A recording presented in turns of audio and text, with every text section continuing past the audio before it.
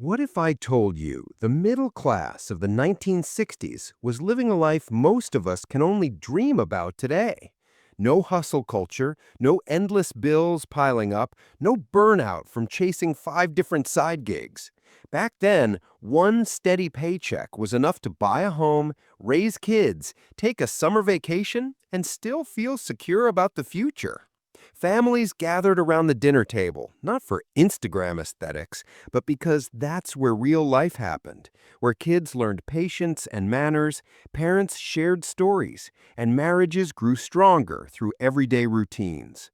Step outside after dinner, and the whole neighborhood was alive. Kids riding bikes until the streetlights buzzed on, neighbors swapping recipes and tools over white picket fences, and backyard barbecues that felt like community festivals. It wasn't about luxury, it was about stability, belonging, and warmth. So why does this world feel so far away now? Why do people look back at the 1960s with misty eyes, as if those days were touched by magic? Stick around, because we're about to uncover exactly why the middle class back then was doing much better, and what we've lost along the way. Close your eyes. It's 1965, and a quiet suburban street hums with security. The sun dips behind neat rows of ranch-style homes, each with a manicured lawn and a flag fluttering softly in the evening breeze. Inside one of those homes, the aroma of meatloaf, buttery mashed potatoes, and garden-fresh green beans fills the kitchen. Dad has just pulled up in his Ford station wagon, briefcase in one hand, steady paycheck in his pocket. Mom, apron tied at the waist, hums along with a Beatles tune on the radio while stirring gravy. The children burst through the door, cheeks flushed from kickball, their bicycles abandoned on the front lawn. And then comes the call that means more than anything. Wash up! Dinner's ready! The dining table isn't glamorous. It's formica, sturdy but plain, with vinyl chairs that stick to the backs of bare legs in the summer. A simple checkered tablecloth covers its surface, and in the center sits a sweating glass pitcher of iced tea, the lemon slices bobbing at the top. A basket of warm dinner rolls rests beneath a cloth napkin, waiting to be torn apart and buttered by eager hands. The salt and pepper shakers make their way around like old friends, passed hand to hand without anyone needing to ask. Every detail, though ordinary, carries its own quiet magic. Dinner is never rushed. It begins with a bow of the head, sometimes a prayer, always a pause, a reminder to be grateful. Plates are filled one by one, the clink of silverware against china weaving into the soundtrack of the evening. The smells are rich, the flavors familiar, but the true feast is the company. Conversation flows with its own rhythm. Dad recounts sealing a deal at work or solving a problem at the factory, his voice steady, full of quiet pride. Mom shares a story about the neighbor's new casserole recipe or laughs about the latest antics from Bridge Club.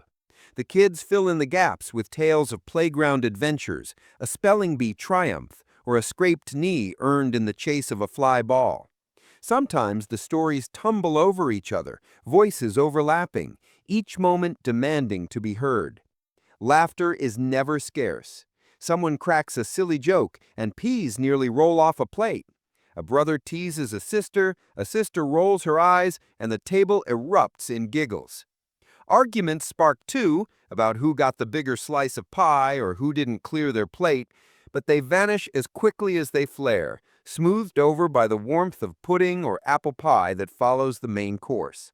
Dessert has a way of stitching rough edges back together. And then there are the quiet moments, the ones that linger long after the meal is gone. A father's approving nod when a child braves a difficult story, a mother's glance across the table, reassuring without words, a sibling's secret smile when laughter fades and only the hum of the radio fills the air. These small, almost invisible exchanges anchor the family more firmly than grand gestures ever could. By the end of the meal, plates are scraped clean, dishes stacked neatly in the sink, and crumbs brushed away. But what lingers is more than the taste of dinner. It's the sense of belonging. That table, plain and unremarkable by design, has quietly transformed into something extraordinary. A stage where love is spoken, trust is built, and the rhythm of family life beats steady. Tomorrow the same ritual will return.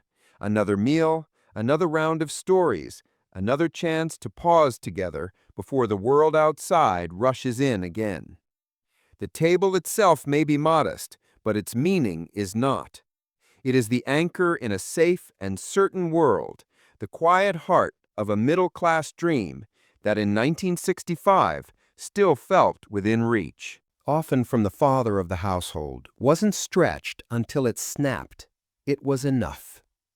Enough to cover the mortgage on a modest home in a growing suburb. Enough to make the monthly payment on a shiny new station wagon parked proudly in the driveway.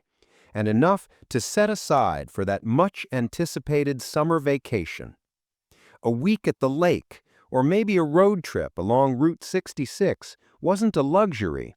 It was an expectation. Health insurance came bundled with the job.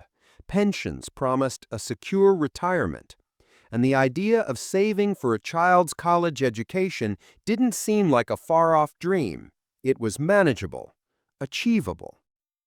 When Dad came through the door on Friday and placed his paycheck on the counter, it wasn't just money being deposited into the household.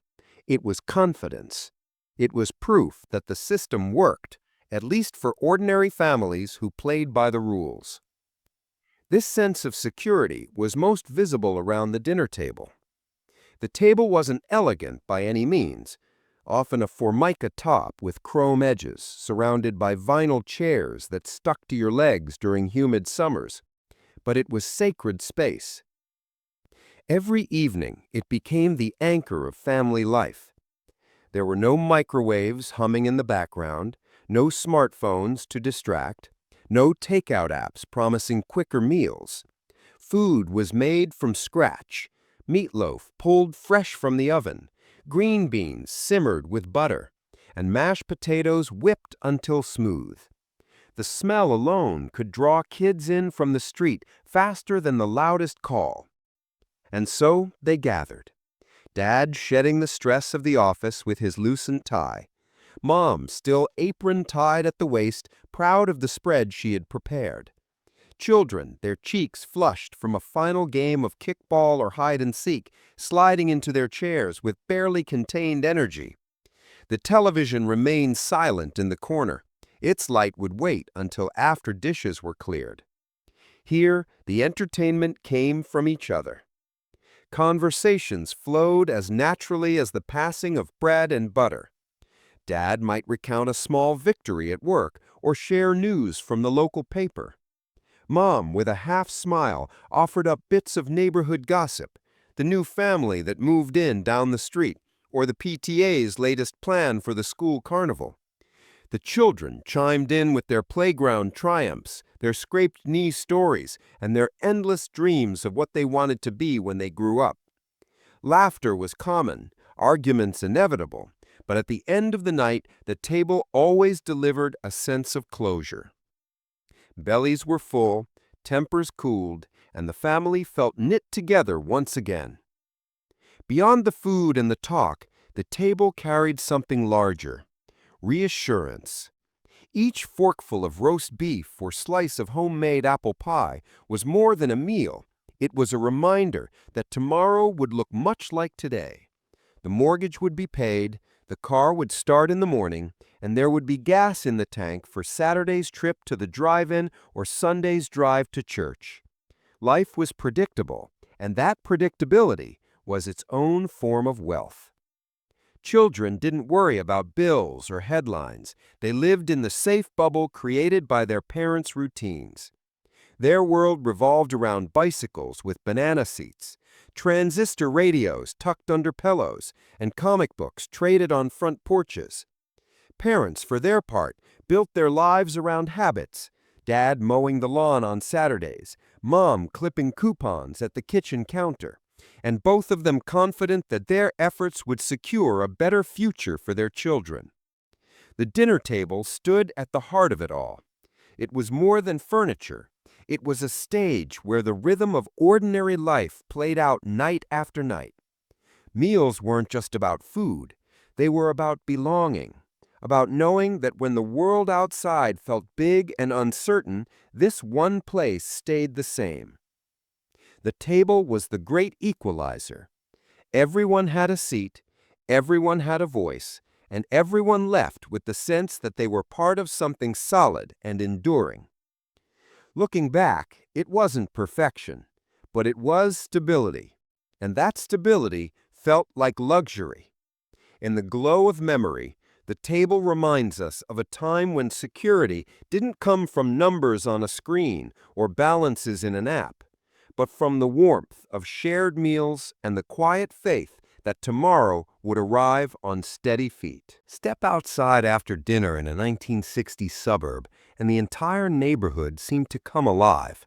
The air was warm, tinged with the smoky sweetness of charcoal grills that had only recently cooled down. The streets weren't empty, but humming with the carefree energy of childhood. Kids raced their bikes in circles, the chrome handlebars catching the last glow of the sun. Baseball gloves hung loose on wrists, and scuffed kickballs rolled across lawns. On the sidewalks, chalk drawings and hopscotch grids faded with each step, their dusty remnants clinging to the hems of summer dresses and rolled-up jeans. As twilight deepened, the soft orange glow of streetlights flickered on, not as warnings of danger, but as gentle signals that it was almost time to head home. The neighborhood wasn't just a collection of houses. It was an extended family stitched together by trust and familiarity. Mothers leaned over picket fences, trading recipes for casseroles or advice about which detergent actually got the grass stains out of Little League uniforms. Fathers swapped tools back and forth, a lawnmower in one garage today, a wrench borrowed from another tomorrow. No one kept strict tallies of favors owed. Reciprocity was an unspoken agreement. A hammer loaned today was a pie shared tomorrow, and that was enough. Community wasn't something people scheduled into their lives. It happened naturally. Moms kept an eye on each other's children without hesitation, whether it was a quick trip to the store or an afternoon of errands. Kids roamed freely from one yard to the next, secure in the knowledge that every adult on the block could be trusted to look after them. Babysitting wasn't always a paid transaction. More often than not, it was a neighbor stepping in because you've done the same for me before. That web of trust made the neighborhood feel like one large, extended household. Evenings often blossomed into impromptu gatherings. A simple hello across the fence might lead to a shared drink on the patio, which grew into a full-fledged block party when someone rolled out a record player or set up extra lawn chairs. Backyards filled with the crackle of laughter, the smell of sizzling burgers, and the sound of clinking glasses. Radios played everything from Motown to the Beach Boys, their music drifting over neatly trimmed hedges. Children darted between adults, chasing fireflies in glass jars or sneaking cookies from picnic tables. These events weren't reserved for special occasions. They were part of the fabric of life. Barbecues, potlucks, and block parties anchored the calendar as firmly as birthdays or holidays. And through them, bonds deepened. Families learned each other's stories, the triumphs, the losses, the dreams, and those stories wove together into a shared identity. In that closeness, there was reassurance. If illness struck, if a car broke down, if hardship came, there would be helping hands. Safety in those years wasn't measured by alarm systems or insurance policies. It was written into the unspoken agreements of community. Parents didn't hover nervously. They trusted the collective eyes of the neighborhood. Children walked to school in groups, cut through each other's yards without fear, and came home at dusk with the day's adventure spilling out of them. The world may not have been perfect, but within the bubble of suburbia, life felt secure. Belonging defined the middle class of that era just as much as the steady paycheck or the neatly manicured lawns. It was more than financial stability. It was the comfort of knowing you were part of something larger than yourself. A dozen families on the same block shared in your joys, and carried a bit of your burdens. They were witnesses to your milestones, your child's first steps on the driveway, the graduation photos taken on the porch, the moving truck that finally carried you into a bigger home. Looking back, those neighborhoods did more than house families. They raised them. They nurtured children, supported parents, and created a rhythm of life that felt both ordinary and extraordinary. The memory of those summer nights, when bicycles slowed under the glow of streetlights, when neighbors lingered a little longer just to share one more laugh, has become a symbol of what community once meant. In the 1960s, a neighborhood wasn't just where you lived, it was who you were. Here's the truth.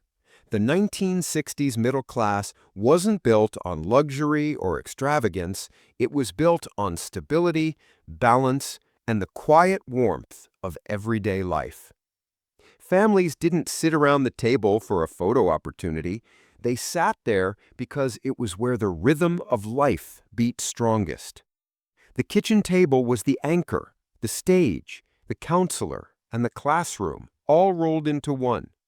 It was where patience was tested, empathy was learned, and resilience was formed in the simplest, most ordinary ways. Children picked up lessons without even realizing it. Waiting their turn to speak taught patience. Passing the peas taught generosity. Listening to a sibling's story about a playground mishap taught empathy. These weren't formal lessons from a textbook or moral lectures from a pulpit. They were natural habits formed between bites of meatloaf and mashed potatoes. Every glance exchanged, every laugh shared, every sigh of frustration that quickly melted into forgiveness built character, brick by brick. Parents, too, gained something priceless. Fathers, weary from the factory floor or the office, caught glimpses of their children's inner worlds, their small triumphs, their fears, their budding ambitions. Mothers, often the keepers of the home, found in those moments a sense of partnership, a family unity that reminded them they weren't carrying the load alone. Marriages weren't held together by grand gestures, they were steadied by routines, the nightly ritual of gathering, eating, and simply being present. Contrast that with today, when so many evenings scatter families into different corners of the house, some staring at glowing screens, others rushing off to side hustles, homework, or the next obligation. The 1960s had its challenges, but distraction wasn't the reigning power it is now. Back then, time moved at a slower pace, and that pace allowed room for connection. The table was a sanctuary from the world's noise.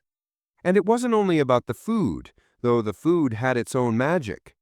Homemade meals meant effort and love poured into every dish. A pie cooling on the windowsill wasn't just dessert, it was proof that care and intention were woven into daily life. Even a simple pot roast carried with it the story of family. Dad's paycheck from the week, Mom's planning, the kids' anticipation, and everyone's gratitude when the meal was finally served. People look back now with misty eyes because they understand what was lost. Those meals weren't just dinners, and those paychecks weren't just money. They represented a kind of security that feels elusive today. A single income could cover the mortgage, the family car, and even a vacation to the beach. Health insurance came with the job, and pensions promised dignity in old age. The future wasn't something to fear, it was something you could plan for with quiet confidence. In that context, the ordinary became extraordinary. A simple Sunday dinner, the kind with roast chicken and fresh green beans from the garden, could feel as meaningful as a holiday feast. Every night was a chance to reset, to remind each other, we are here, together, and that is enough. That sense of enough may be the greatest luxury the middle class of the 1960s ever knew. So when we think back to those decades, it isn't nostalgia for fancy things that lingers. It's nostalgia for a time when ordinary life felt whole, when futures were built at kitchen tables, and love was measured not in grand gestures, but in small, steady acts of presence. That was the foundation of a middle class that was, without question, doing much better. And there you have it, the heartbeat of the 1960s middle class, a time when one paycheck could carry a family, when neighbors felt like family, and when the dinner table wasn't just a place to eat, but the foundation of love, values, and security. Looking back, it's easy to see why so many people call it the golden age of ordinary life. But now I want to hear from you. What do you think we've lost the most since those days?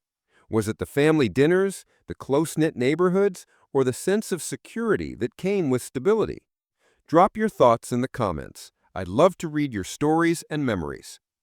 If you enjoyed this trip back in time, don't forget to like this video, subscribe for more forgotten memories of America's past, and share it with someone who still remembers when life was simpler.